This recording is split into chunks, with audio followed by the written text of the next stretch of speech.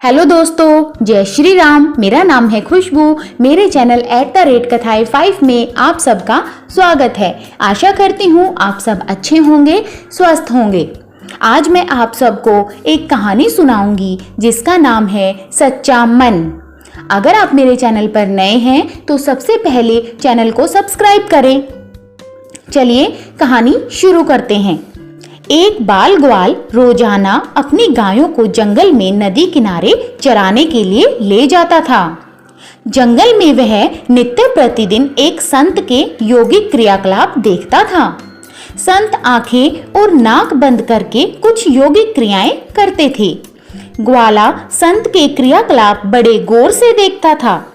एक दिन उससे रहा नहीं गया। उत्सुकतावश उसने संत से योगिक क्रियाओं के बारे में पूछ लिया। बाल ग्वाल के सवाल पर संत ने जवाब दिया कि वह इस तरह से भगवान से साक्षात्कार करते हैं। संत के प्रस्थान करने के बाद ग्वाला भी योगिक क्रियाओं को दोहराने लगा और इस बात का संकल्प ले लिया कि आज वह भगवान के दर्शन साक्षात करके ही रहेगा। ग्वाले ने अपनी दोनों आंखें बंद कर ली और नाक को भी जोर से दबा लिया। श्वास प्रवाह बंद होने के कारण उसके प्राण निकलने की नौबत आ गई और उधर कैलाश पर्वत पर महादेव का आसन डोलने लगा। शिव ने देखा कि एक बाल ग्वाल उनसे साक्षात्कार करने के लिए कठोर तप कर रहा है।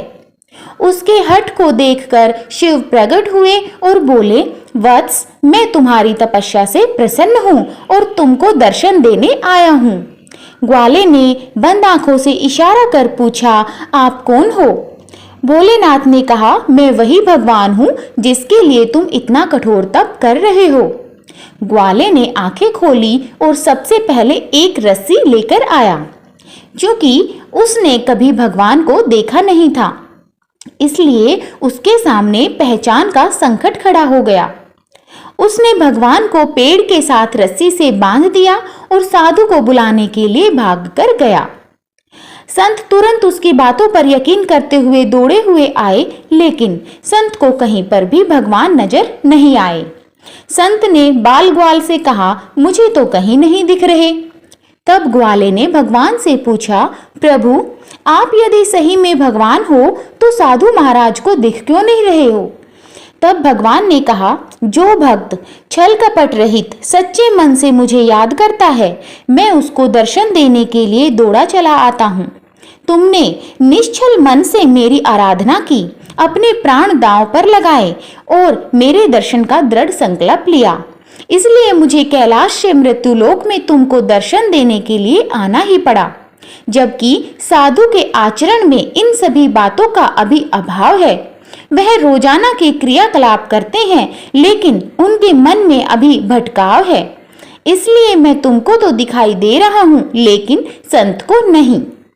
अगर कहानी अच्छी लगी तो चैनल को सब्सक्राइब करें, वीडियो को लाइक करें, शेयर करें, कमेंट करें और बेल आइकन को प्रेस करना बिल्कुल ना भूलें, ताकि इस तरह की अच्छी कथाएं व कहानियां आप तक आती रहें और आपका मनोरंजन होता रहे। धन्यवाद।